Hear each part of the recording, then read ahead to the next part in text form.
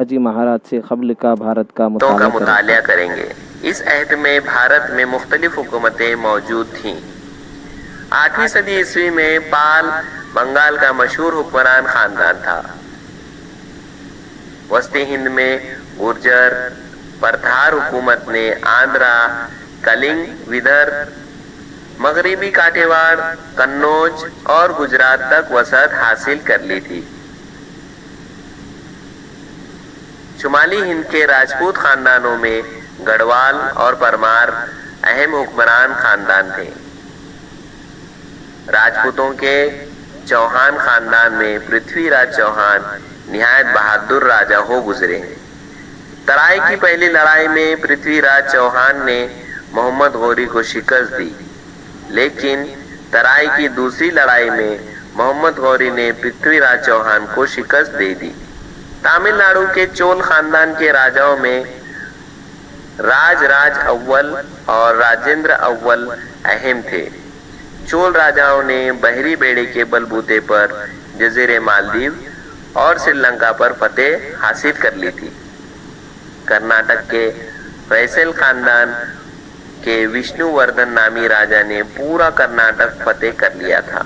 महाराष्ट्र के राष्ट्रकूट खानदान के राजा गोविंद सोम के दौरे हुकूमत में इसके खानदान की हुकूमत कन्नौज से रामेश्वर तक फैल चुकी थी। इसके बाद कृष्ण सुवम ने इलाहाबाद तक का इलाका जीत लिया। शेला हारवा के 3 खानदानों को महाराष्ट्र में उरूज हासिल हुआ। पहला खानदान शुमाली कोंकण में थाना, रायगढ़, दूसरा खानदान जनूबी कोंकण और तीसरा खानदान कोल्हापुर, सातारा, सांगली और बेलगाम जिलों के कुछ हिस्सों पर हुक्मरानी करता था। शिवाजी महाराज के क़ब्ल के अहद में आखिरी पुरशिकवा हुकूमत महाराष्ट्र के यादवों की थी। औरंगाबाद के करीब देवगिरी यादव खानदान का राजा भल्लम पंचम की राजधानी थी। उन्होंने कृष्णा नदी के परे अपनी हुकूमत की तोसी दी। यादव खानदान के दौर हुकूमत मराठी जबान और अदब का सुनहरी दौर माना जाता है। इस दौर में महाराष्ट्र में महानुभव और वारकरी फिरकों को उरूज हासिल हुआ। शुमाल मगरिबी जानिब से हमले। महाराष्ट्र में राजकोट और यादव जैसे मुकामी खानदानों की हुकूमत थी, लेकिन शुमाल मगरिब जानिब से आने वाले हमलावरों ने मुकामी हुकूमतों को जीत कर अपना इख्तिदार कायम किया। दरमियानी जमाने में वस्त एशिया में अरबों की हुकूमत कायम हुई। हुकूमत की तोसी के लिए अरबों ने भारत का रुख किया। 8वीं सदी में अरब सिपा सालार मोहम्मद बिन कासिम ने सिंध पर हमला किया। वहां के राजा दाहरा को शिकस्त देकर उन्होंने सिंध फतेह कर लिया। इसी हमले की बिना पर पहली मर्तबा अरबों का भारत से सियासी वास्ता पड़ा। इसके बाद के जमाने में एशिया के तुर्क, अफगान, मुगल भारत आए और उन्होंने भारत में अपना इख्तिदार कायम किया। 11वीं सदी ईस्वी में भारत पर तुर्कों ने हमला करना शुरू किए। वो अपने इख्तिदार को बढ़ाने के लिए भारत के शुमाल मगरिबी सरहद तक पहुंच गए। गजनी के सुल्तान महमूद ने भारत पर कई हमले किए। इन हमलों में उन्हें मथुरा, वृंदावन, कन्नौज और सोमनाथ के खुशहाल मनादिर से बड़ी दौलत हाथ आई, जिसे वो अपने साथ ले गए। हिंद की सुल्तान शाही के बारे में पढ़ेंगे। प्यारे बच्चों, 1175 ईस्वी और 1178 ईस्वी में अफ़गानिस्तान के इलाके गौर के सुल्तान मोहम्मद गौरी ने भारत पर कई हमले किए। 1192 ईस्वी में मोहम्मद गौरी ने दिल्ली और अजमेर को फतह किया और अपने ग़ुलाम कुतुबुद्दीन ऐबक को यहाँ का गवर्नर मुकर्रर किया। सुल्तान मोहम्मद गौरी का 15 मार्च 1206 को जहलम के करीब इंतकाल हो गया। सुल्तान मोहम्मद गौरी के इंतकाल के बाद जून 1206 में कुतुबुद्दीन ऐबक ने लाहौर में अपनी तख्त नशीनी का ऐलान कर दिया। कुतुबुद्दीन ऐबक ने 1206 से 1210 तक हुकूमत की।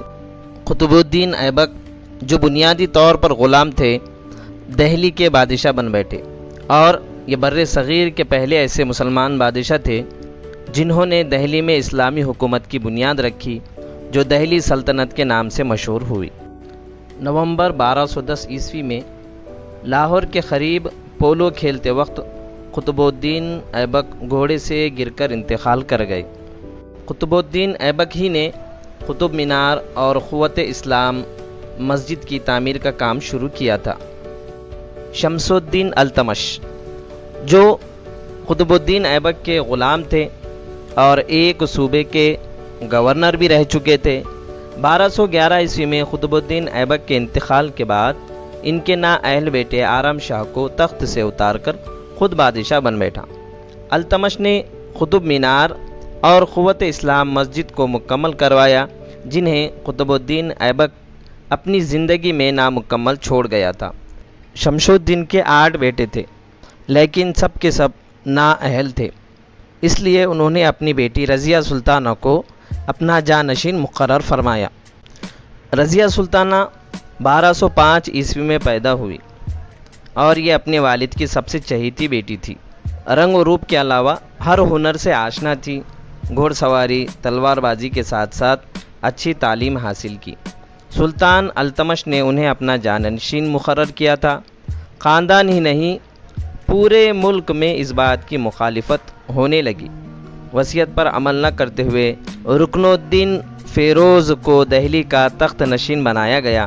سب کو محسوس ہوا کہ رضیہ سلطانہ عام عورتوں کی طرح رو دھو کر خاموش ہو جائے گی، لیکن انہوں نے معز الدین بحرم کی تخت نشینی پر قبضہ کر لیا۔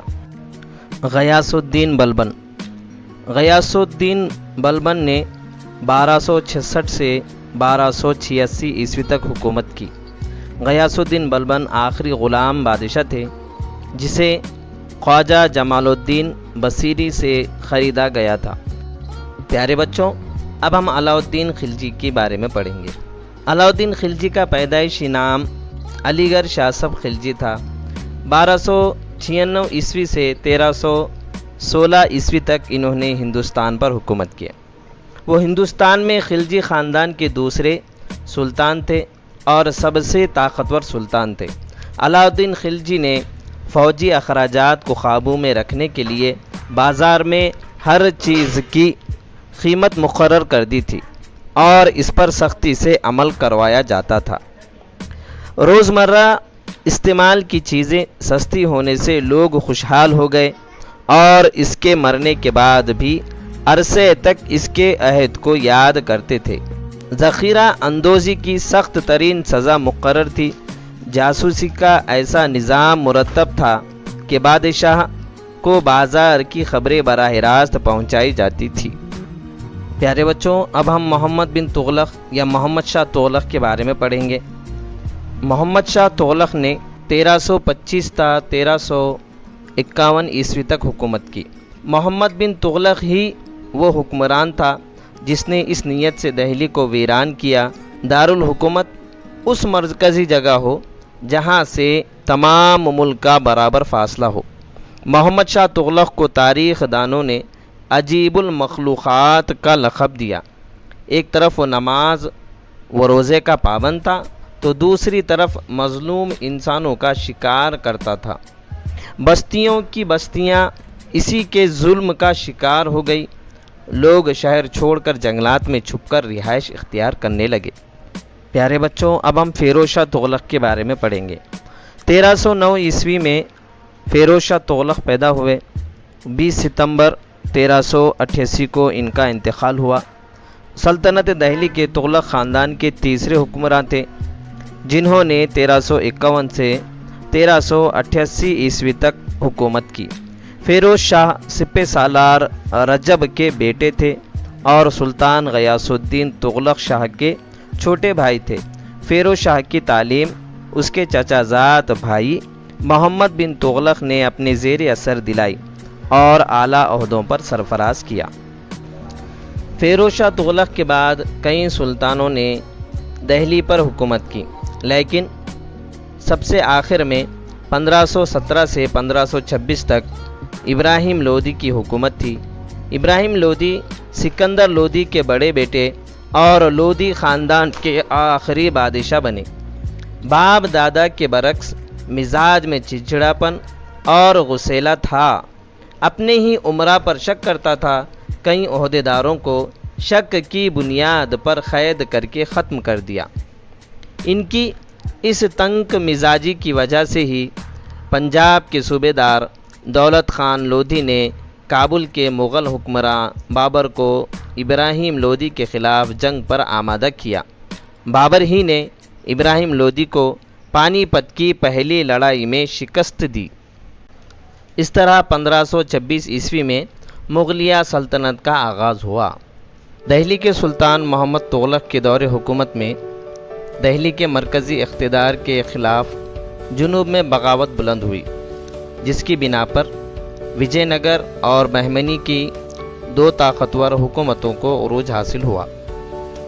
جنوبی ہند کے دو بھائی ہری ہر اور بکا دہلی کے سلطان کے دربار میں سردار تھے۔ انہوں نے محمد تغلق کے دور میں جنوب میں سیاسی بدنظمی اور کمزوری کا فائدہ اٹھاتے ہوئے 1336 عیسوی میں وجے نگر کی حکومت قائم کی۔ موجودہ کرناٹک کا شہر ہمپی وجے نگر حکومت کی راجدھانی تھا۔ ہری ہر وجے نگر کے پہلے راجا تھے۔ ہری ہر کے انتقال کے بعد اس کے بھائی بکا راجا بنے۔ بکا نے رامیشور تک کا علاقہ اپنے زیر اقتدار کیا۔ کرشن دیو رائے 1509 عیسوی میں وجے نگر کے تخت پر بیٹھے۔ انہوں نے وجے واڑہ اور راج مہندری کے علاقے جیت کر اپنی حکومت میں شامل کیے۔ بہمنی سلطان محمود شاہ کی قیادت میں یکجا ہونے والی سلطانی فوج کو انہوں نے شکست دی۔ کرشن دیو رائے کے دور حکومت میں وجے نگر کی حکومت مشرق میں کٹک سے لے کر مغرب میں گوا تک اور شمال میں رائچور دو آبا سے لے کر جنوب میں بحر ہند تک پھیلی ہوئی تھی۔ کرشن دیو رائے کا انتقال 1530 عیسوی میں ہوا۔ کرشن دیو رائے عالم تھے۔ انہوں نے تیلگو زبان میں سیاسی موضوع پر آمکت مالیہ دا نامی کتاب لکھی۔ ان کے دور حکومت میں وجے نگر میں 1000 رام مندر اور وٹھل مندر تعمیر کیے۔ کرشن دیو رائے کے انتقال کے بعد وجے نگر کی حکومت زوال پذیر ہو گئی۔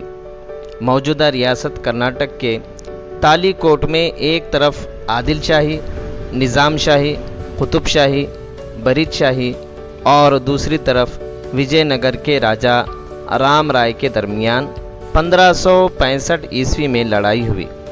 اس لڑائی میں راجا رام کو شکست ہوئی۔ اسی کے ساتھ وجے نگر کی حکومت کا خاتمہ ہو گیا۔ پیارے بچوں، اب ہم بہمنی سلطنت کے بارے میں پڑھیں گے۔ محمد تغلق کی بالادستی کو ختم کرنے کے لیے جنوبی بھارت کے سرداروں نے بغاوت کی۔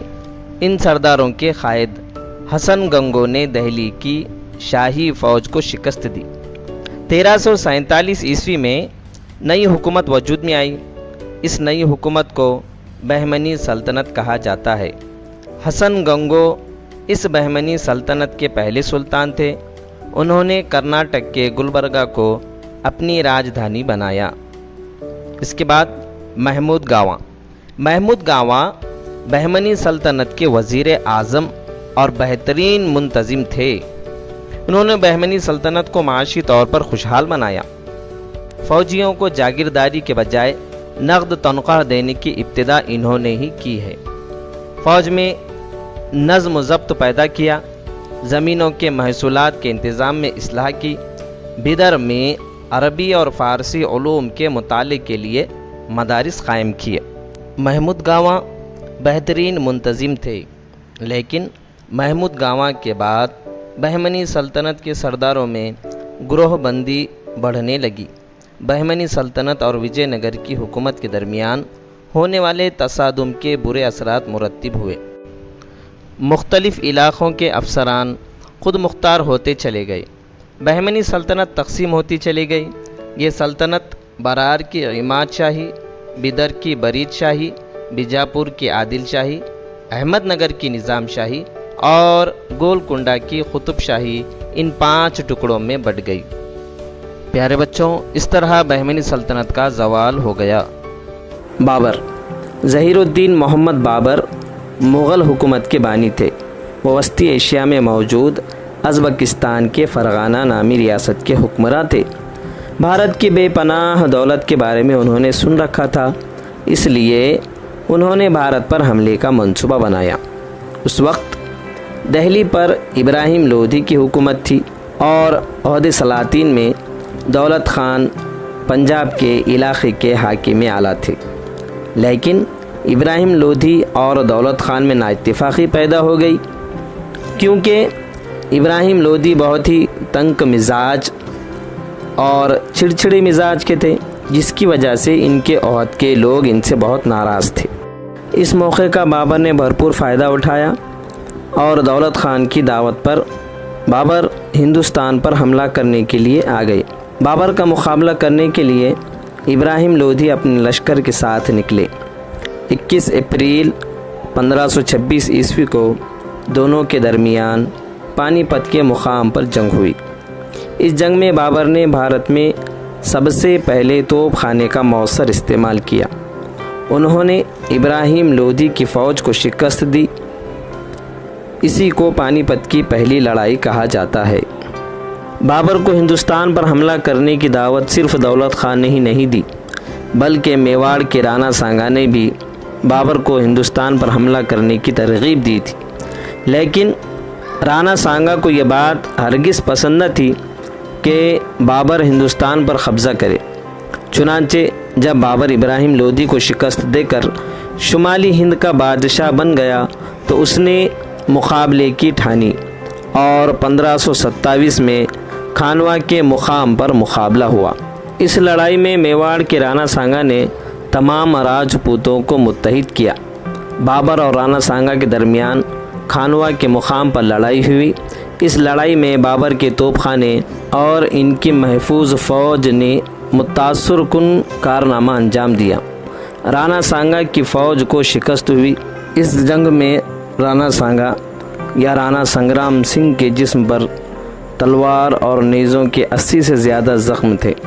ان زخموں کی وہ تاب نہ لا سکا اور 2 سال بعد اس کا انتقال ہو گیا۔ دوسری طرف بابر کی حکومت کابل سے بنگال تک اور ہمالیہ سے گوالیار تک پھیل چکی تھی۔ 26 دسمبر 1530 کو آگرہ میں بابر کا انتقال ہوا اور حسب وصیت کابل میں دفن کیا گیا۔ پیارے بچوں، بابر کے بعد ہمایوں 1530 سے 1539 عیسوی اور 1555 سے 1556 عیسوی تک تخت نشین رہے۔ ہمایوں کے بعد جلال الدین محمد اکبر 1556 عیسوی میں تخت نشین ہوئے۔ اکبر مغل خاندان کے سب سے زیادہ قابل اور باصلاحیت بادشاہ تھے۔ اکبر نے پورے بھارت کو ایک ہی عملداری کے تحت لانے کی کوشش کی۔ اس وقت ان کی مخالفت کی گئی۔ رانا پرتاپ، چاند بی بی، رانی درگاوتی وغیرہ نے اکبر کے خلاف جو لڑائیاں چھیڑیں وہ قابل ذکر ہیں۔ آہوموں کی لڑائی 13ویں صدی عیسوی میں شان نامی فرقے کے لوگ برہم پتر ندی کی وادی میں رہائش پذیر ہوئے۔ یہاں انہوں نے اپنے اقتدار قائم کیا۔ مقامی لوگ انہیں آہوم کہتے تھے۔ اورنگزیب رحمۃ اللہ علیہ کے دور حکومت میں آہوم طویل عرصے تک مغلیہ حکومت سے برسر پیکار رہے۔ مغلوں نے آہوموں کے علاقوں پر حملے کیے۔ گدادر سنگھ کی قیادت میں آہوم متحد ہو گئے۔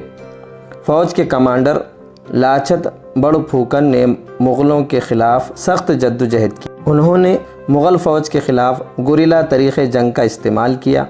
اس جدوجہد کی وجہ سے مغلوں کے لیے آسام میں اپنے اقتدار کو مستحکم بنانا ممکن نہ ہو سکا۔ اب ہم دیکھیں گے اورنگزیب رحمۃ اللہ علیہ کی سکھوں سے لڑائی۔ سکھوں کے 90 مذہبی رہنما گرو تیغ بہادر نے اورنگزیب کے ناقابل برداشت مذہبی طرز عمل کے خلاف سخت ناپسندیدگی کا مظاہرہ کیا۔ اورنگزیب نے انہیں قید کر کے 1675 عیسوی میں ان کا سر قلم کروا دیا۔ ان کے بعد گرو گوبند سنگھ سکھوں کے رہنما بنے۔ गुरु गोविंद सिंह ने अपने पैरों को मुत्तहिद करके उनके जंगजूयाना रुझान को बढ़ावा दिया। उन्होंने जंगजू सिख जवानों की एक जमात तैयार की जिसे खालसा जमात कहते हैं। आनंदपुर इनका अहम मरकज़ था। औरंगज़ेब ने सिखों के ख़िलाफ़ अपनी फ़ौज रवाना की जिसने आनंदपुर पर हमला किया। सिखों ने पुरज़ोर मज़ाहमत की लेकिन नाकाम रहे। इसके बाद गुरु गोविंद सिंह जुनूब की तरफ चले गए। 1708 ईस्वी में नांदेड़ के मुकाम पर इन पर हमला हुआ जिसके नतीजे में इनका इंतकाल हो गया। प्यारे बच्चों, अब हम राजपूतों से लड़ाई के बारे में पढ़ेंगे। हमने देखा कि अकबर ने अपने दोस्ताना रवैये की बिना पर राजपूतों का ताउन हासिल कर लिया था, लेकिन औरंगज़ेब को राजपूतों का ताउन हासिल न हो पाया।